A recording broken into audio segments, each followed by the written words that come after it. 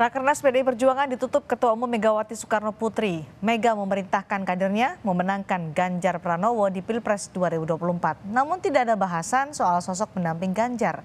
Apakah artinya proses pembahasan bacawa pres Ganjar masih alot di PDI Perjuangan? Kami bahas bersama Wakil Sekjen PDI Perjuangan Arief Wibowo dan Direktur Eksekutif Indikator Politik Indonesia Burhanuddin Muhtadi. Selamat malam. Pak Arief, kenapa hari ini nggak ada kejutan di penutupan Rakernas ketiga PDI Perjuangan? Ya, hasil dari Rakernas seperti itu. Pembahasan seluruh peserta menyangkut internal, soal internal maupun eksternal sudah disampaikan kepada publik ya, terutama rekomendasi eksternal kita. Ya, lebih kepada pokok-pokok pemenangan pemilu, dan juga kemudian Ibu Mega membuat satu perintah, menyampaikan satu perintah harian yang wajib dilaksanakan oleh seluruh jajaran partai, mulai pengurus, anggota, ya, kader dan simpatisan partai untuk memenangkan Pak Ganjar Pranowo. Nah, tentang bacawa pres, selalu kami sampaikan bahwa itu adalah prerogatif atau kewenangan dari Ketua Umum. Jadi di mana kejutannya, Pak Arief, seperti yang dijanjikan sebelumnya?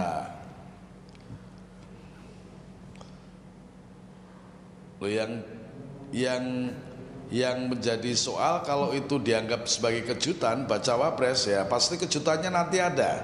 Tetapi apa yang sudah diputuskan dalam banyak hal terkait dengan Rakernas dan perintah harian, terutama menyangkut urusan-urusan yang menyangkut hajat hidup orang banyak, ya, terutama soal menghapus kemiskinan ekstrim. Kemudian menyampaikan bahwa kita akan memperjuangkan perubahan masa jabatan kepala desa dari 6 tahun 3 kali menjadi 9 tahun 2 kali misalnya.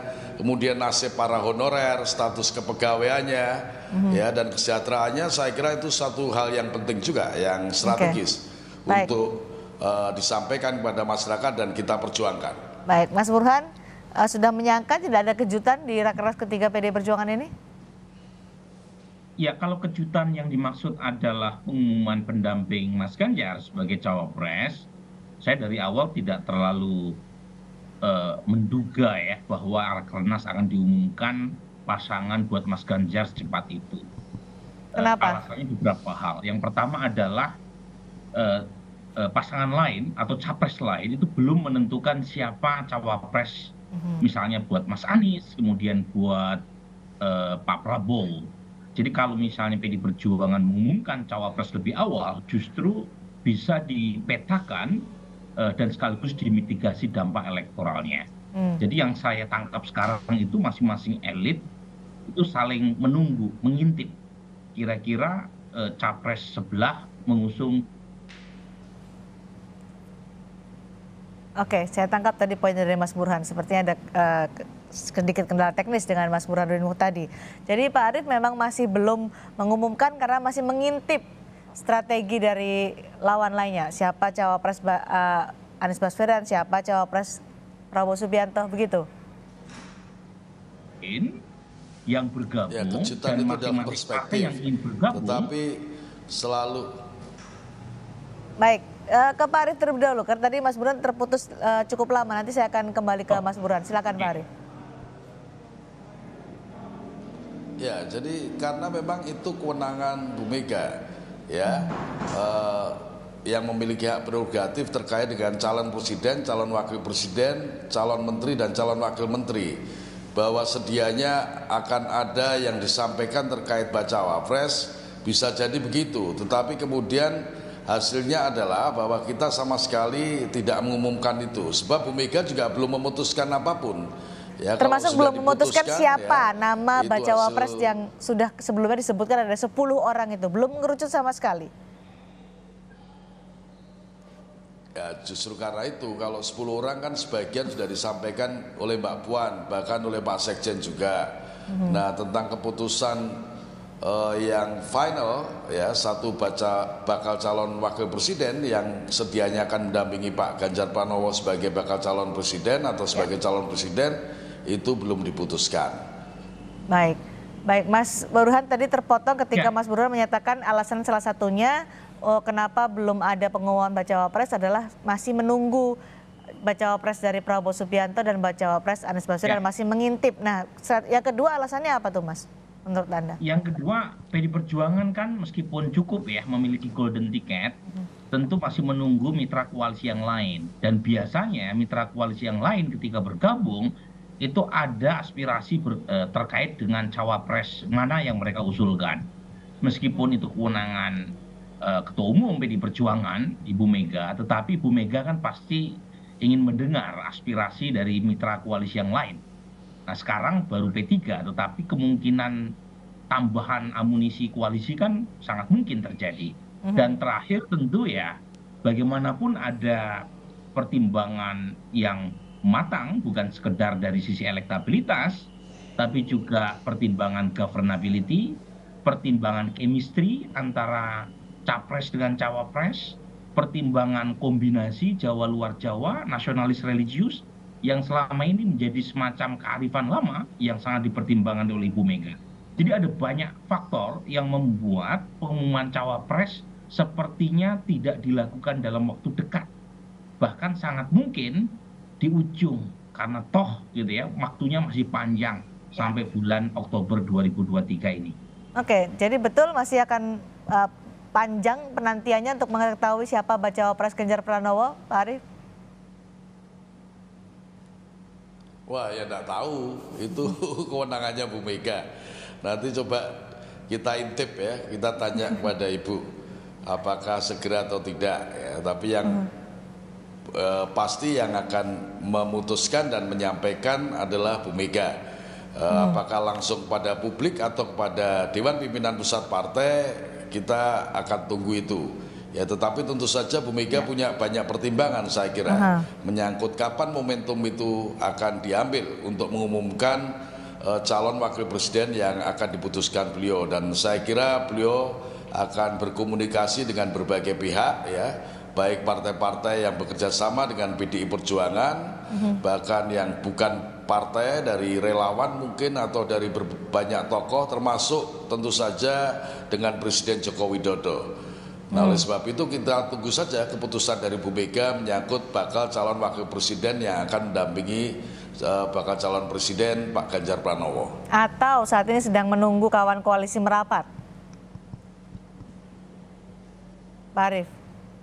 Kita sudah bekerja sama dengan beberapa partai, ya, dan memang kita sejak lama sudah menyampaikan kepada publik bahwa kita tidak mungkin sendiri, ya. Kita sudah pasti akan bekerja sama dengan partai-partai politik yang lain. Mengurus Indonesia tidak bisa sendiri, ya. Maka membutuhkan kerjasama dengan partai-partai yang tentu saja sevisi dengan PDI Perjuangan, terutama juga setuju tentang pencalonan Ganjar Pranowo sebagai calon presiden Republik Indonesia 2024-2029. Nah, semakin banyak pihak yang bersama PDI Perjuangan dalam satu visi, dalam satu kerjasama politik yang kondusif, saya kira akan semakin baik untuk memastikan kemenangan Ganjar Pranowo menjadi Presiden Republik Indonesia. Oke, tadi Pak Arief menyatakan dari 10 nama itu sudah dikerucutkan atau belum. Pak Arief merefer pada Mbak Puan dan Pak Sekjen, Pak Hasto Kristianto. Kalau kita mengingat apa yang disampaikan oleh Mbak Puan kan menyebutkan ada nama AHY, kemudian juga ada nama Erlangga Hartarto. Apakah ini masih menunggu Demokrat atau Golkar merapat berkoalisi dengan PDI Perjuangan, baru kemudian digodok lebih lanjut lagi soal bacawa presnya? Ya, soal strategi untuk memutuskan sekaligus menetapkan calon wakil presiden itu adalah kewenangan Ketua Umum. Oke, baik. Apakah Ketua Umum juga akan menunggu untuk memutuskan si A, si B, si C, termasuk apa yang sudah disampaikan Mbak Puan adalah Mas AHY, nah itu saya nggak tahu ya. Ya kita tunggu saja ya, karena atas dasar perkembangan konstelasi yang seperti apa, dinamikanya bagaimana, tetapi saya sangat yakin bahwa banyak pihak memberikan masukan kepada Ketua Umum PDI Perjuangan Bu Mega untuk nantinya mengambil keputusan dan menetapkan bakal calon wakil presiden yang akan mendampingi calon presiden Ganjar Pranowo.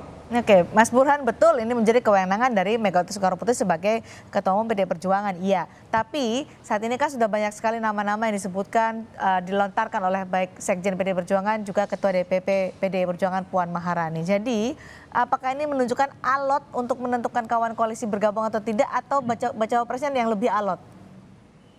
Iya, jadi begini, ada banyak faktor. Kalau kita melihat 2004 ketika Pak SBY memenangkan Pilpres pertama, waktu itu Pak SBY memilih JK. Ya. Kemudian Pak Jokowi 2014 pertama kali menang Pilpres, Pak Jokowi juga memilih JK. Nah, JK ini sebagai cawapres itu bukan kaleng-kaleng ya. Dia punya banyak sekali keunggulan komparatif. Dari sisi elektoral, beliau menyumbang suara dari luar Jawa, terutama Indonesia bagian timur. Kemudian dari sisi Islamic kredensial, beliau punya afiliasi NU, saat yang sama juga aktivis HMI, kemudian Dewan Masjid. Jadi ada banyak roles atau peran yang dikontribusikan seorang Yusuf Kala. Nah, kalau misalnya jelang 2024 nanti ternyata selisih antara Ganjar Pranowo dengan Prabowo Subianto di top 2 itu sangat tipis, maka kemungkinan skenario 2014 dan skenario 2004 itu yang akan terulang. Bukan skenario 2009 ketika Pak SBY memilih Budiono, dan juga bukan skenario seperti Pak Jokowi 2019 ketika meminang Pak Kiai Ma'ruf. Kedua cawapres terakhir itu cawapres yang secara elektoral tidak memberikan kontribusi memadai. Nah, kenapa demikian? Karena selisih antara Pak SBY dan Pak Jokowi di periode kedua ketika running for re-election itu keduanya sangat nyaman secara elektoral untuk menang Pilpres. Nah, kalau 2024 nanti ternyata selisih capres yang diusung oleh Mas Arief dengan lawan itu begitu ketat, maka pertimbangan elektoral menjadi penting. Nah, kalau sementara ini kan muncul nama-nama misalnya Kiai Miftahul Ahyar, Kiai Nasaruddin Umar. Kedua kiai ini kan dianggap punya paduan yang tepat dengan capres PDI Perjuangan yang berasal dari ranah Islam nasionalis.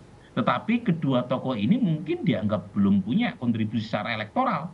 Nah, sambil menunggu apakah tokoh-tokoh yang berasal dari ranah Islam memiliki peluang untuk mendongkrak elektabilitas capres yang diusung oleh PDI Perjuangan, dan saat yang sama melihat apakah ada selisih yang tajam antara capres PDI Perjuangan dengan capres lain. Nah, ada waktu yang bisa dipikirkan oleh Ibu Ketua Umum maupun yang lain, siapa akhirnya yang akhirnya dipinang. Lagi-lagi konstelasinya sangat kompleks, tidak bisa dipaksakan harus segera dideklarasikan di saat waktu secara formal juga masih panjang untuk proses pendaftaran capres dan cawapres. Oke, sekarang sudah bulan 6, pendaftarannya adalah bulan Oktober, yaitu bulan 10 ya. 10. Masih ada 4 bulan lagi.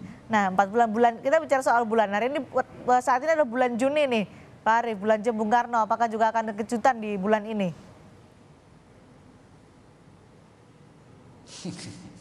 Ya, kalau sekali lagi soal calon wakil presiden, kejutannya sudah pasti akan berasal dari keputusan dan sekaligus pengumuman yang akan disampaikan oleh Ibu Ketua Umum Bu Megawati. Ya, apakah nanti bulan ini atau bulan depan atau nanti menjelang pendaftaran calon wakil presiden dimulai tanggal 22 sampai dengan 29 Oktober, kami juga menunggu. Nah, maka tugas kami adalah pertama menambah kawan politik sebanyak-banyaknya ya, dalam bentuk kerjasama politik PDI Perjuangan dengan partai-partai yang lain, dan juga mengorganisir rakyat turun ke bawah sehebat-hebatnya untuk memastikan bahwa calon presiden yang diusung PDI Perjuangan menjadi presiden rakyat Indonesia dan menang pada pemilu 2024. Baik, baca pres kejutannya adalah tunggu tanggal mainnya. Terima kasih Pak Arief Wibowo, terima kasih juga Mas Burhan sudah bergabung bersama kami di Sapa Indonesia malam hari ini. Sama-sama.